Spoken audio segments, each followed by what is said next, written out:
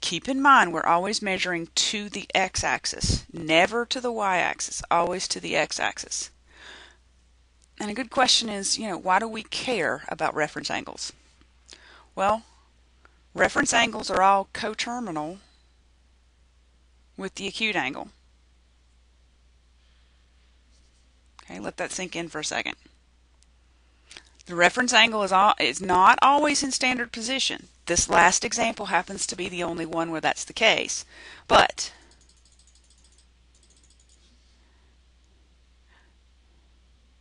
I may have said that. Okay, that last statement was not quite accurate. This angle is in standard position, the 55 degrees. Here in this example, that one's in standard position.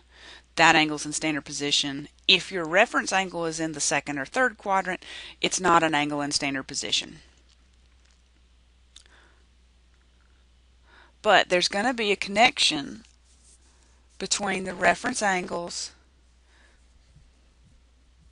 the sine and the trig function values, the sine and cosine values for your reference angles are going to be connected to the sine and cosine values for your original angles.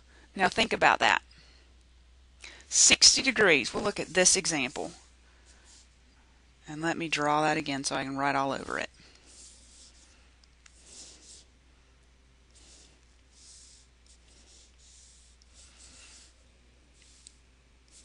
Our angle in that case was negative 240 degrees, so it was this angle. If you find the sine and the cosine value for negative 240 degrees, you know that the sine value for negative 240 needs to be positive, and the cosine value for negative 240 needs to be negative. I know that based on the fact that that angle is in the second quadrant. The x-coordinates are negative, the y-coordinates are positive in that quadrant. Our reference angle is 60 degrees. Now, the 60 degrees, if you draw it in standard position, is this angle. I know that the sine of 60 degrees is the square root of 3 over 2, and the cosine of 60 degrees is 1/2. And if our angle is I'm trying to figure out how best to say this. If we needed to find the exact value for the sine of negative 240 degrees, it's going to equal the sine of 60 degrees. So the sine of 240 degrees has to equal square root of 3 over 2. It's going to be the same numbers as, and I'm thinking about the points on the unit circle, 1/2 square root of 3 over 2. We got to have the same values, but just change the sign to fit the quadrant. So negative 1/2. Wow, that's bad. Negative 1/2 square root of 3 over 2. So the sine of 240 degrees is square root of 3 over 2. If we needed the cosine of negative 240 degrees,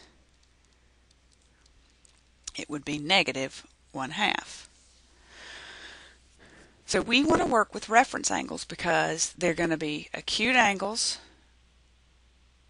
and most of the time our reference angles, at least for things that I would ask you about, your reference angles are going to be special angles that you know sine and cosine values for. And if you know sine and cosine, then you can figure out any of the other trig functions you need. So we can use reference angles to find things like the tangent of 5 pi over 4.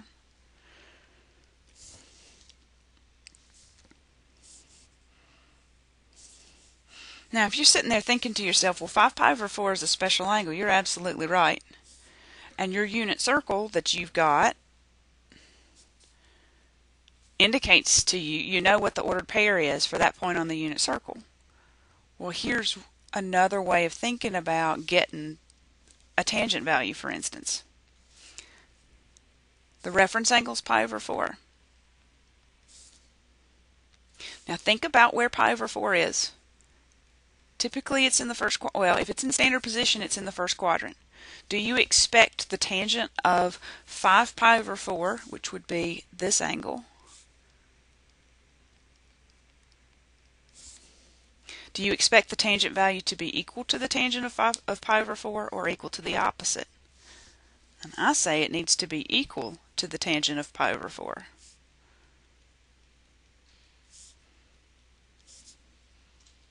Tangent is sine over cosine. Square root of 2 over 2 divided by square root of 2 over 2 is 1. So the tangent of 5 pi over 4 is 1.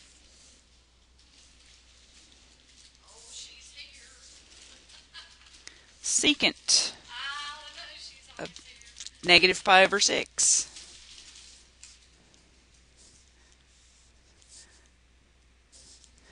Negative pi over 6 is a negative angle. Pi over 6 is going to be the reference angle. And if you think about where pi over 6 is, it's in the first quadrant. The ordered pair is square root of 3, and that's a 3 over 2, 1/2.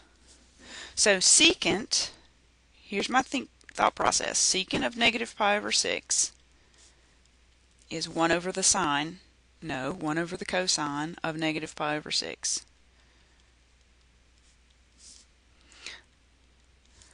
The cosine of negative pi over 6 is going to equal the cosine of positive pi over 6. So I'm going to have 1 over square root of 3 over 2.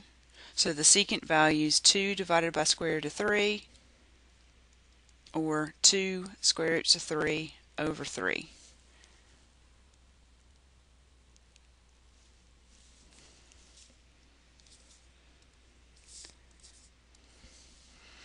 All right, one more. Let's take a look at the cosine of something like 17 pi over 6.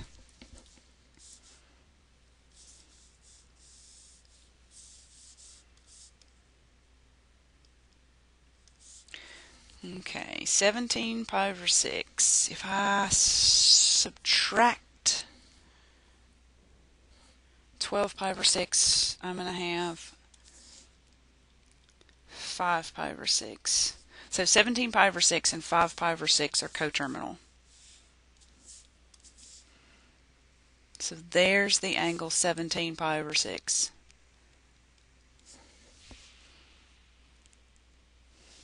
The reference angle, of course, is pi over 6.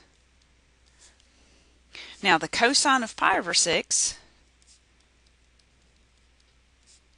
is the square root of 3 over 2. Okay, pi over 6 is a special angle. Because 17 pi over 6 is in the second quadrant, I expect the cosine value to be a negative, so it's negative square root of 3 over 2.